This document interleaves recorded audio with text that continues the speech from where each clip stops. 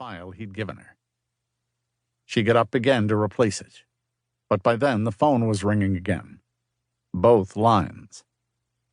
It wasn't that she couldn't handle the pressure of a busy doctor's office, but she did wish he'd take a partner. He had no life at all. He worked from dawn until dusk, daily through Saturday, and on Sunday he had an afternoon clinic for children. He did minor surgery through the week as well, tonsils and adenoids, and he was always willing to stand in for other doctors in the local hospital's emergency room on weekends. No wonder Mrs. Turner had come down with the flu, she mused. It was probably exhaustion. It didn't surprise her that Dr. Morris wasn't married either. When would he have the time? He'd been married, though. Everyone talked about his eternal devotion to Eve, his wife of 12 years, until her untimely death of cancer. No woman in Jacobsville ever set her cap at Drew because of the competition. His marriage had been one of those rare, blissful matches. It was said that Drew would much rather have his memory of it than any new relationship. Not that Kitty was interested in him that way. She had her eyes on a local cowboy named Guy Fenton, who was something of a rounder, but a nice man when he wasn't drinking. He'd broken a bone in his hand the day after Kitty started working for Drew. He'd known Kitty for years, but only then had he noticed that she'd grown up. He seemed to like her, too, because he teased and picked at her. He had a habit of stopping by the office at lunchtime to talk to her, and he just asked her to go to the movies with him on Saturday night. She was so flustered that she was all thumbs. Dr. Morris, she reflected, had no patience with the course of true love. By lunchtime, she dealt calmly and efficiently with 2 emergencies that required Drew's presence at the local emergency room and a waiting room full of angry, impatient people.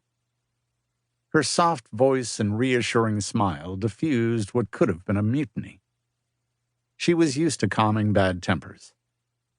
Her late father had been a retired colonel from the Green Berets, a veteran of Vietnam, with a habit of running right over people. Kitty, an only child, had learned quickly how to get along with him.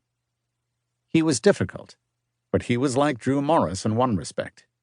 He never overemphasized her asthma attacks. His very calmness helped avert many of them. But if they led her to the emergency room, he was always the soul of compassion. Her mother was long dead, so there had been just the 2 of them until 6 months ago. She still missed the old man terribly. The job she'd left to come here had held just too many memories of him. Her father had known Drew, but only socially, so there were no close associations with him in this office. "Don't daydream on my time," a harsh voice called from the doorway. She jumped, glancing toward Drew, whose dark eyes were filled with dislike. "I'm on my lunch hour, Dr. Morris," she faltered. "Then why the hell are you spending it staring into space? Go eat." As she got up, she caught her sleeve on the knob of the middle desk drawer and was jerked back down onto the chair. "Oh, for God's sake!" Drew moved forward and caught her just as the swivel, rolling desk chair crashed to the floor.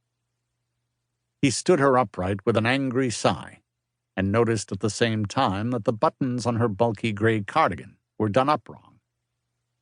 "You are an albatross," he muttered as he undid buttons to her shocked surprise and efficiently did them up again, the right way. "There. I'm amazed that the agency would risk sending me a receptionist stenographer who can't even button a sweater properly." "I usually can," she said nervously. "It's just that Guy asked me out. I'm a little unsettled, that's all. I'm sorry." His dark eyes cut into hers. They were alarming at close range, big under a jutting brow. The pupils were black-rimmed. "Guy?" he asked curtly. "Guy Fenton," she said with a demure smile. His eyes narrowed. "Broken metacarpal, left hand," he recalled with a frown. "Works for the Ballinger brothers out at their feedlot."